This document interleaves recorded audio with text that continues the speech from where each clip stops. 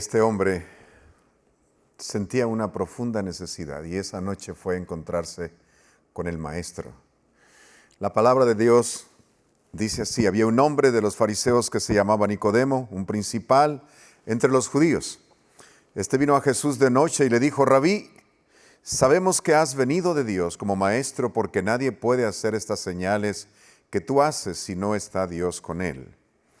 Y respondió Jesús y le dijo: de cierto te digo que el que no naciere de nuevo no puede ver el reino de Dios. Nicodemo le dijo: ¿cómo puede un hombre nacer siendo viejo? ¿Puede acaso entrar por segunda vez en el vientre de su madre y nacer? Respondió Jesús: de cierto te digo que el que no naciere de agua y del Espíritu no puede entrar en el reino de Dios. Lo que es nacido de la carne, carne es. Y lo que es nacido del Espíritu, Espíritu es. Esta entrevista tiene algunas cosas que podemos resaltar. La primera es que este hombre no era un hombre ignorante, no era un hombre que desconocía la palabra de Dios, no era un hombre que no sabía de lo que estaba hablando, pero tenía una profunda necesidad y él se acercó a Jesús esa noche. Se acercó tratando como de simpatizar con él. Maestro, sabemos que has venido de Dios. ¿Por qué lo sabemos? Por todas las cosas que tú has hecho. Todo lo que haces, lo que dices, nos muestra que eres un personaje extraordinario. Vienes de algún lugar extraordinario. Pero entonces Jesús, conociendo la necesidad de este hombre, le dijo: el que no naciere otra vez no puede ver el reino de Dios. ¿Por qué razón hay que nacer otra vez? Bueno, el Señor aquí presenta una sentencia que es clara. Dice: lo que es nacido de la carne, carne es. Todos hemos nacido de la carne y tenemos algunos problemas aquellas personas que hemos nacido de la carne. Primero, todas las personas que somos nacidos de la carne estamos sometidos a la muerte. Es una tristeza eso, pero la palabra del Señor dice: porque los que viven saben que han de morir. Por eso nosotros necesitamos nacer otra vez, porque nacer de la carne es estar bajo una sentencia de muerte. Y es interesante que en el corazón humano late el deseo, la necesidad de vivir para siempre, la necesidad de trascender, la necesidad de ir más allá de esta vida pasajera, sencilla, de esta vida de sufrimiento. Sin embargo, hay otros elementos también que traen como consecuencia el haber nacido de la carne. La palabra del Señor dice ahí en el capítulo 15 del libro de Primera de Corintios que somos corruptibles. El apóstol Pablo dice: cuando esto corruptible sea vestido de incorrupción, allí en los versículos 52, 53, 54, cuando el Señor Jesús habla de la tragedia de haber nacido de la carne. El apóstol Pablo, habla de esta tragedia. Dice: cuando esto corruptible sea vestido de incorrupción. Sería bueno ir a la palabra del Señor y ver exactamente qué es lo que dice el apóstol Pablo cuando habla acerca de esa tragedia, la tragedia de haber nacido de la carne. Y dice así la palabra del Señor: porque es necesario que esto corruptible se vista de incorrupción y esto mortal se vista de inmortalidad. Y cuando esto corruptible sea vestido de incorrupción y esto mortal sea vestido de inmortalidad, entonces se cumplirá la palabra que está escrita: sorbida es la muerte en victoria. ¿Qué quiere decir esto, queridos? Quiere decir que nosotros nos hacemos viejitos. Quiere decir que nosotros nos enfermamos. Empezamos a tener achaques, dolores con el tiempo, y a veces hasta jóvenes y pequeños tienen dolores, porque es la consecuencia del pecado.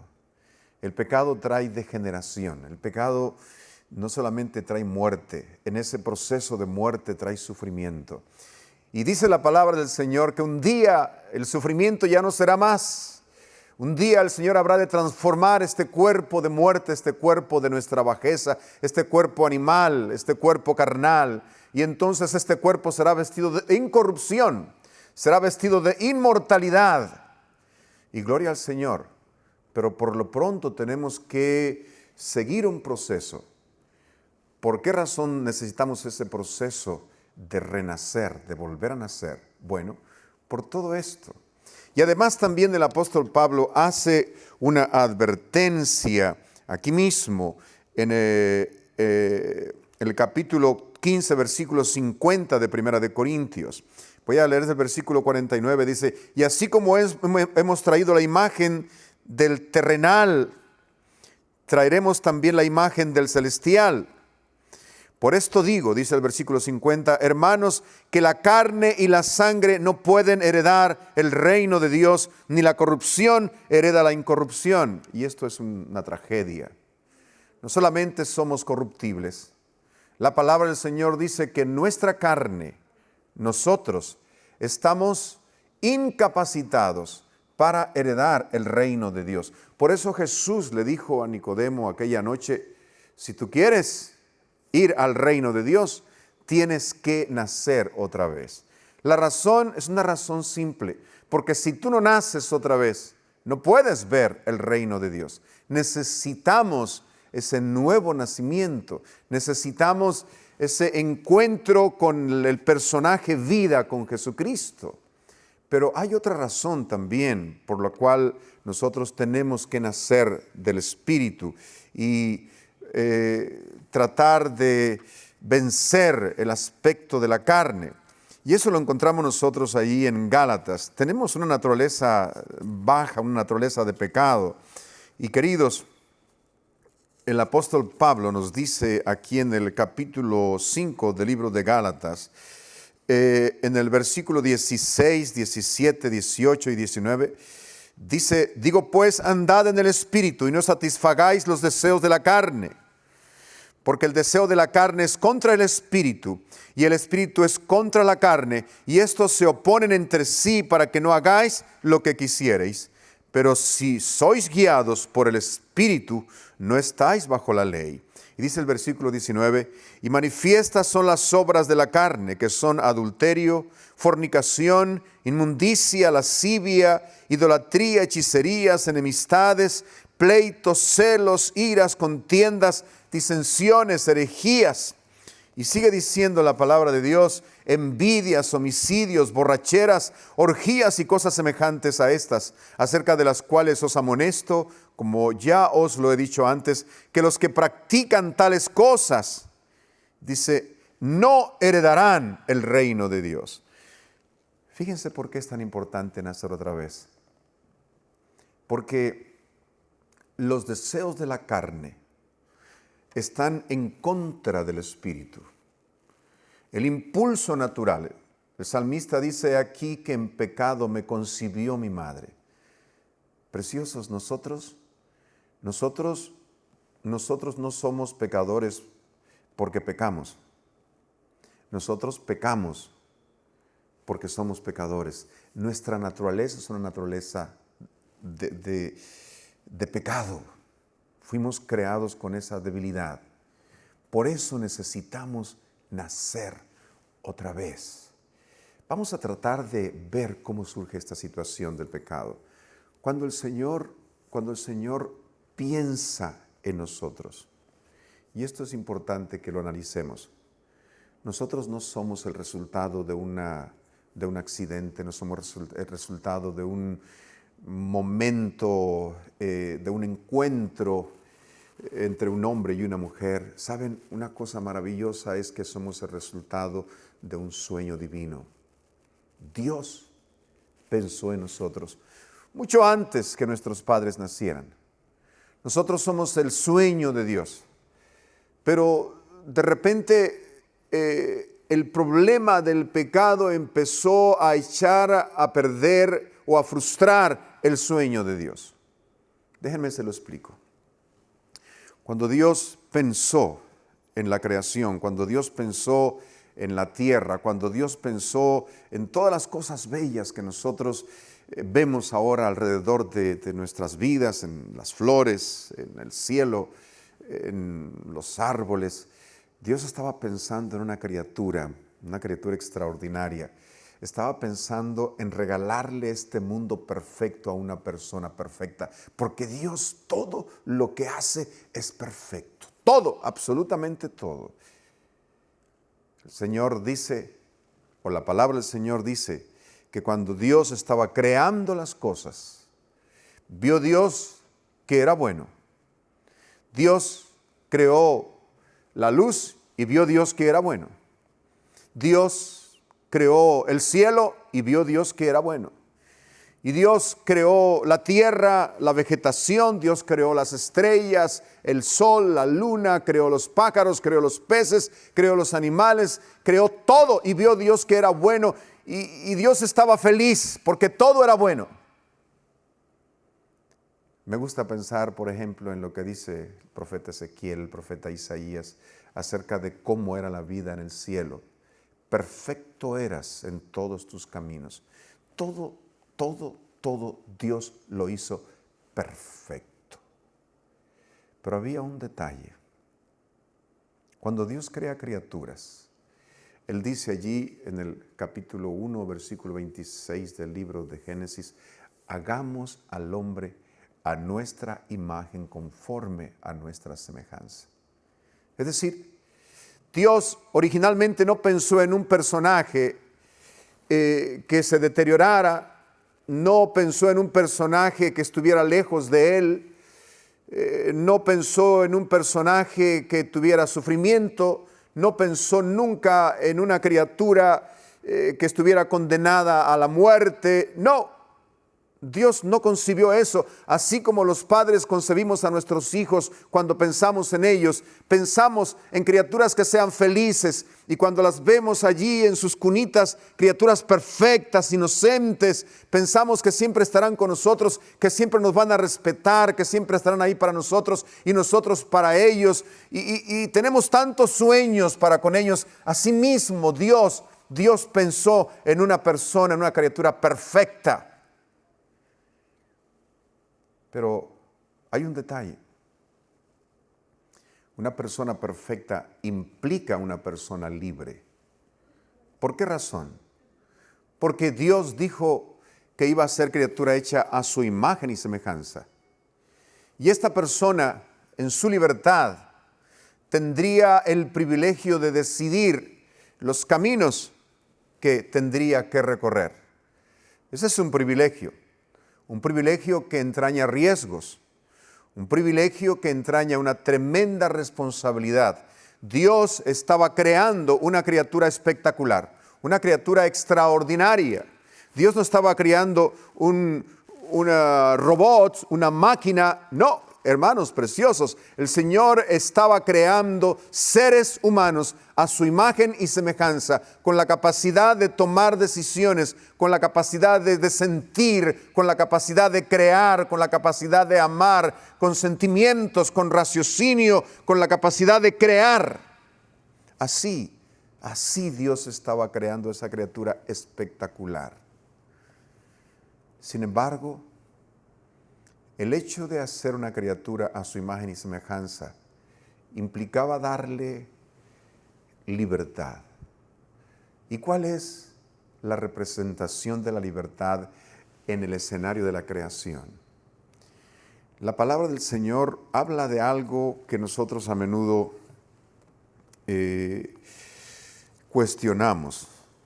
Y sí, a veces se cuestiona la libertad cuando nuestras decisiones no son las mejores.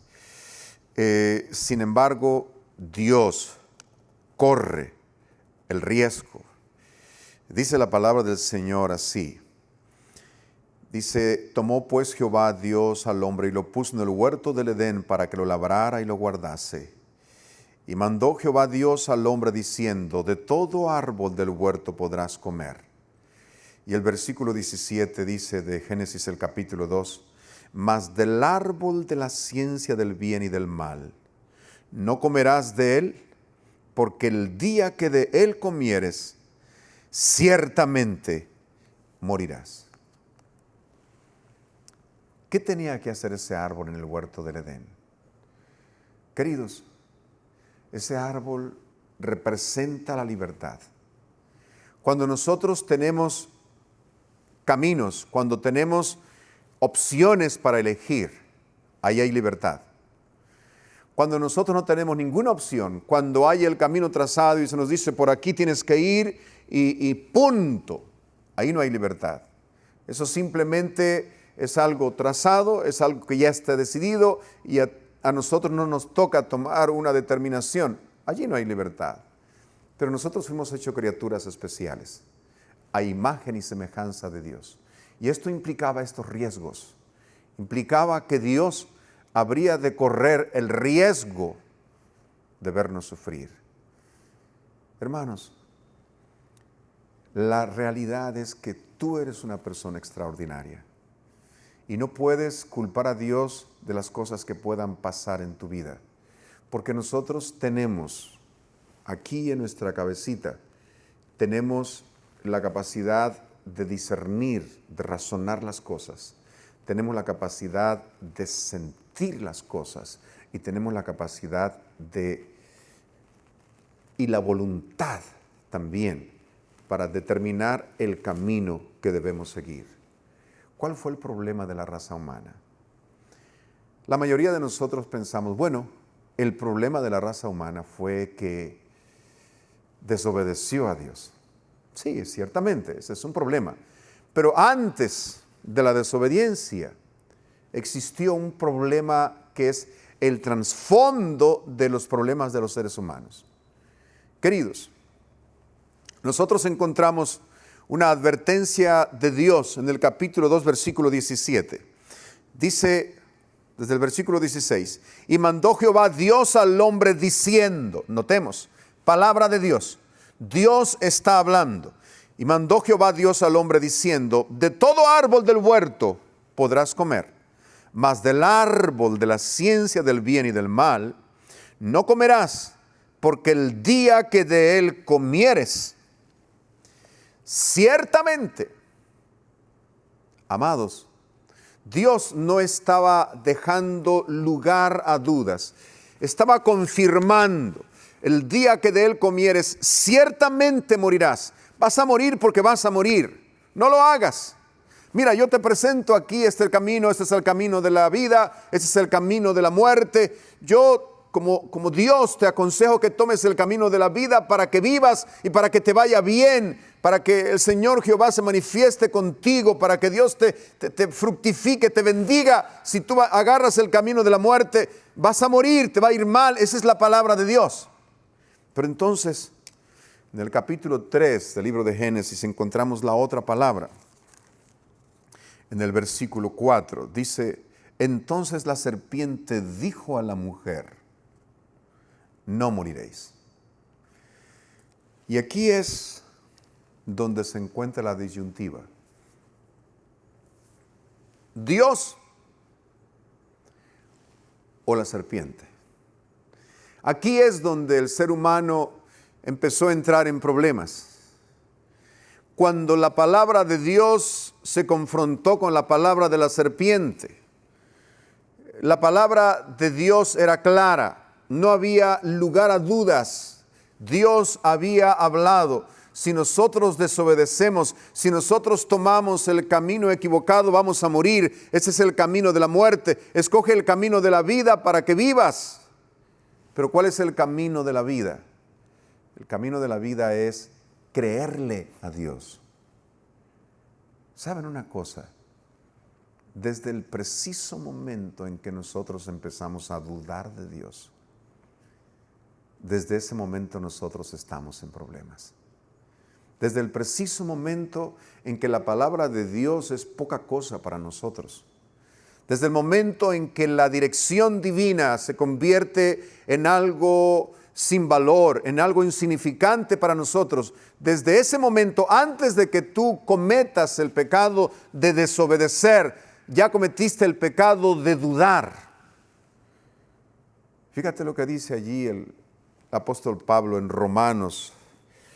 Es clara la palabra del Señor y creo que es importante que nosotros leamos ese texto. Romanos, el capítulo 14, versículo 23. Dice la palabra del Señor así: pero el que duda, aunque aquí se refiere al asunto de la comida, dice, es condenado porque no lo hace con fe. Pero yo quiero que veamos la última parte. Y todo lo que no proviene de la fe es pecado. Es decir, desde el preciso momento en que nosotros dudamos. Te lo explico así. La palabra del Señor, por lo menos, hay muchas definiciones de pecado. Nosotros conocemos estas tres que son las más comunes. Dice el apóstol Santiago que el pecado está en aquel que sabe hacer lo bueno y no lo hace. El apóstol Juan dice que el que infringe la ley comete pecado, porque el pecado es la transgresión de la ley. Es decir, estamos hablando de pecados de omisión, de pecados de acción, pero aquí nos presenta una situación en donde cuando nosotros dudamos, entramos en ese terreno peligroso del pecado. ¿Y cuál es el problema? Bueno, el problema precisamente es que cuando entramos nosotros en el terreno del pecado, entramos en el terreno de la muerte. ¿Por qué razón? Porque la paga del pecado es muerte. La paga del pecado es muerte. Todos los que vivimos sabemos que vamos a morir por cuanto todos pecamos y estamos destituidos de la gloria de Dios. Hermanos queridos, pero si ese fuera todo el mensaje para nosotros, sería algo triste, sería algo fatídico, terrible. Pensar solamente que estamos condenados a morir porque todos hemos pecado, eso sería algo muy triste para nosotros. Pero saben ustedes, hermanos, Dios proveyó de la medicina para el problema del hombre. El hombre ciertamente está condenado a la muerte, el hombre ciertamente está condenado al sufrimiento, está condenado a la desintegración, está condenado a cometer pecados porque esa es nuestra naturaleza. Pero alabado sea el Señor, nuestra historia no termina allí. Nosotros podemos nacer otra vez.